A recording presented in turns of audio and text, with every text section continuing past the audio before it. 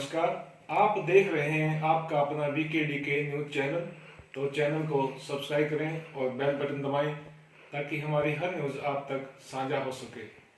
तो जैसा कि आप जानते हैं कि बाबा कुमार मंदिर में पिछले 7 दिनों से श्रीमद् भागवत कथा का ज्ञान बांटा जा रहा है, जिसमें वृंदावन से टीम पहुंचकर इस कार्य को कर रही है और भक्तों को निहाल करने का कार्य कर रही है।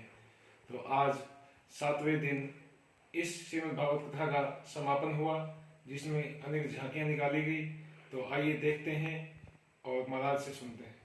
सबसे पहले तो आपको नमस्कार। जय जय श्री राधे, जय जय श्री श्याम। तो आज की आप कथा के बारे में बताइए, जो आपका कार्यक्रम चल रहा है। प्रभु, आप जैसा कि देख ही रहे हैं कि भवानी खेड़ा में नित्य 7 दिवसीय श्रीमद् भागवत कथा थी, जिसमें आज 7वें दिवस में परीक्षित मोक्ष की कथा श्रवण कराई गई। और जो भी 6 दिवस तक कथा श्रवण कराई गई उसका सारांश बताया गया। और ब्रज में हमारे वृंदावन में होली बहुत प्रसिद्ध है, तो सब भक्तों के द्वारा फूलों की होली खेली गई और व्यास पूजन हुआ, गद्दी पूजन हुआ। सब लोग बड़े मस्ती में झूमे, बहुत दूर दूर से भक्त आए, सुंदर कथा श्रवण किए।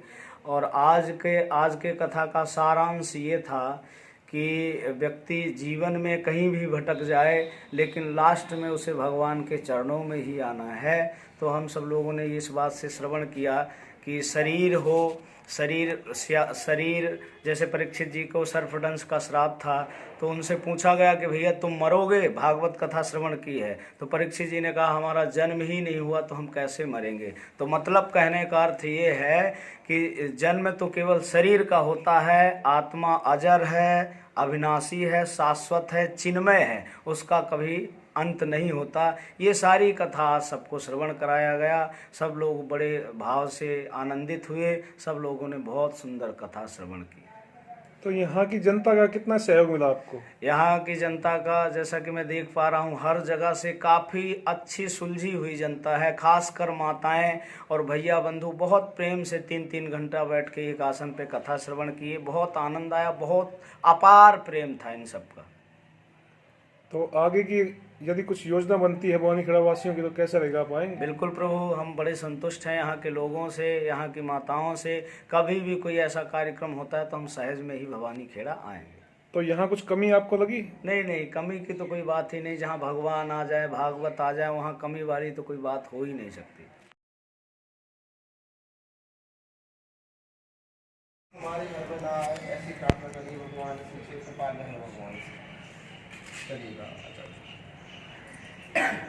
लीजिए कुल चावल लीजिए, सही हाथ में हाथ जोड़ के बड़े प्रेम के साथ ध्यान करना है कृपा भगवान का।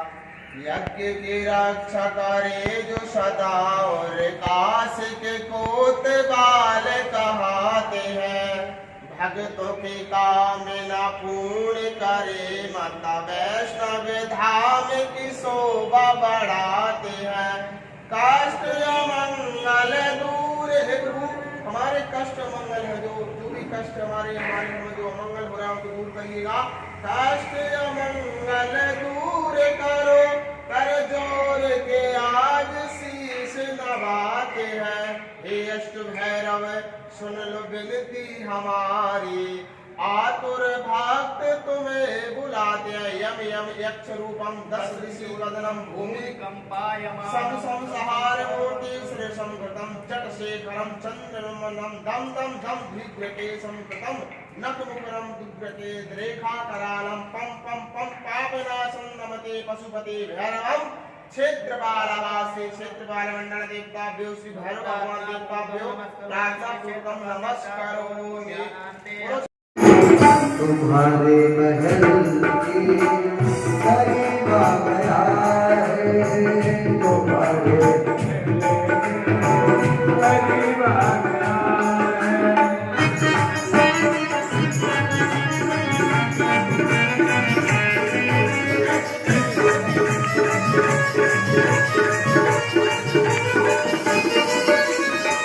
नजर पे पगड़ी नकट पर बचा